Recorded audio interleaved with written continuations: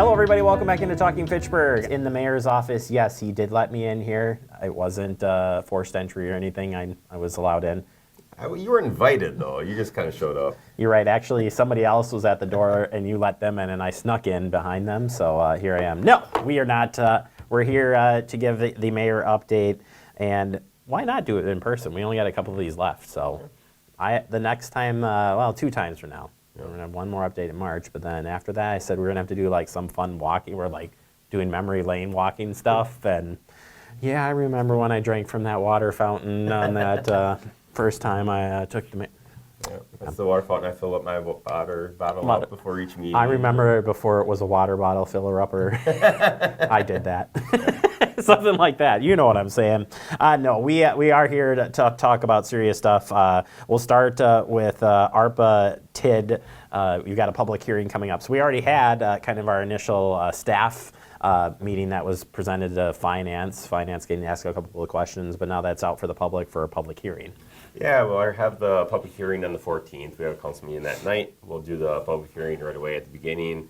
People are welcome to come in and talk about what exactly they agree with, disagree with, things should be added, taken out. The interesting thing about this compared to our normal budget is that we don't actually have to get it down to a penny and not over a certain dollar amount. It actually is over $1 million over what we have right now. So there's already more projects in there that we can do, which is good and bad. It's great that there's so many great projects and we have this money to use it for. However, there's a lot of needs, and we're not going to be able to satisfy all those needs with what we have. But we do have at least some idea of some of the stuff that we want to do, and so we'll use the money to get through as many of those as we possibly can. We did update the cost on a lot of stuff that was in last year's budget, and that's where some of that additional cost is coming from. And then there's a few projects, number of projects actually, that staff have asked for that were put in there. I didn't actually put anything in that I just came up with and wanted to do. I actually just looked at what staff was looking for and wanting to do and put a bunch of those things in there.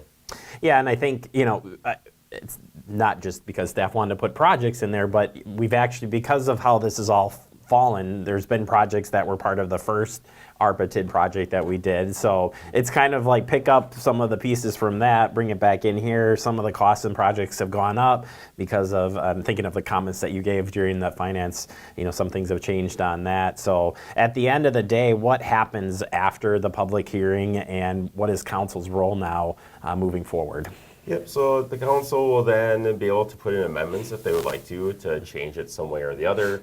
Those will be submitted, and then we'll actually go through and talk about those and vote on those as a council if they get added or if it might be removed. I guess, you could put something in to remove. And then whatever we end up with, that will actually then lead into the CIP, which is the next step of the process. And so we'll kind of slot those projects into CIP. Some will be for the 2024 budget, some will be in the future.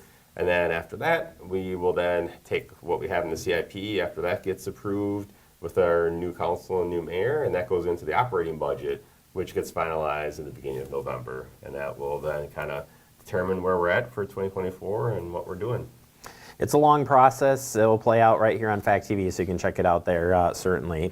Another process, absentee voting going on for the primary election coming up. We don't have any local races in the primary here, but still important to get the word out to vote. Mm-hmm, absolutely. The only thing on everyone's ballot is the Wisconsin Supreme Court. There's 4 people on that right now. We're going to get that down to 2, so you can only vote for 1 person. But that is available if you want to vote here in person. I voted today, actually. So it's a great time. The ladies up front do a wonderful job. They're very helpful. So I encourage everyone to come in. It's so important to be in the habit of voting for this. And then in April, we'll have the general election, which will be a lot bigger deal. We'll have, obviously, the state Supreme Court. We'll also have the mayor's office. That's a huge one. And both of those, I think, are very important. And make sure that everyone gets out and encourage people to get out and vote. Yeah, it is important to get out and vote.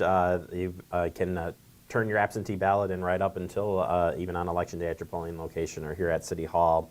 And then after election's done, like you said, you got the mayor, a couple other seats. Some of them are uncontested. Actually, all of them are uncontested that are up. So we'll have all those details. All of it is online on our website at fitchburgwi.gov, including what the process is for absentee voting, the locations and everything. No changes on your primary or locations for voting either. So we got it all set up for you, Aaron. It's easy peasy.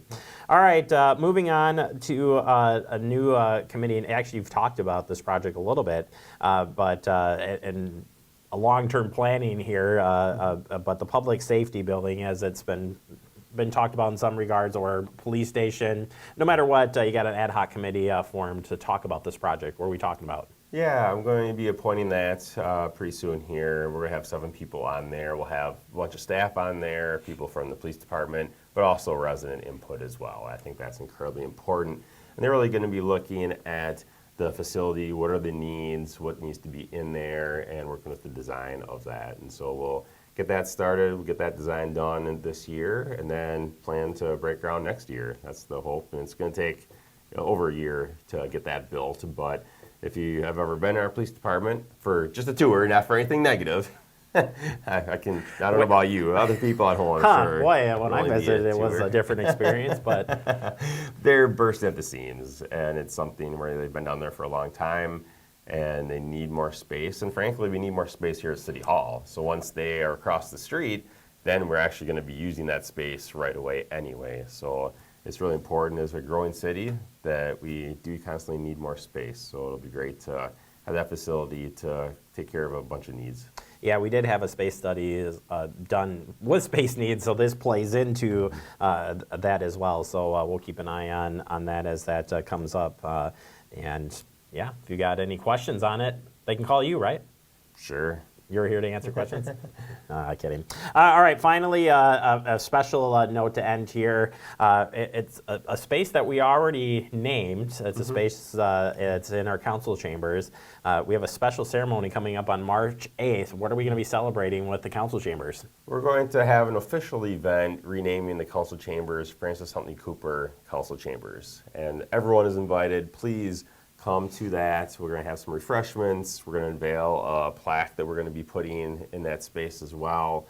But I think it's just a great honor for someone who's really a trailblazer, and very excited about that. I think that her birthday is around that time. That's kind of why we looked at that time period. I don't know if it's that day, but I think it's something that I'm excited about, and very excited to see the community come and be able to recognize her and all the great work that she's done for the city.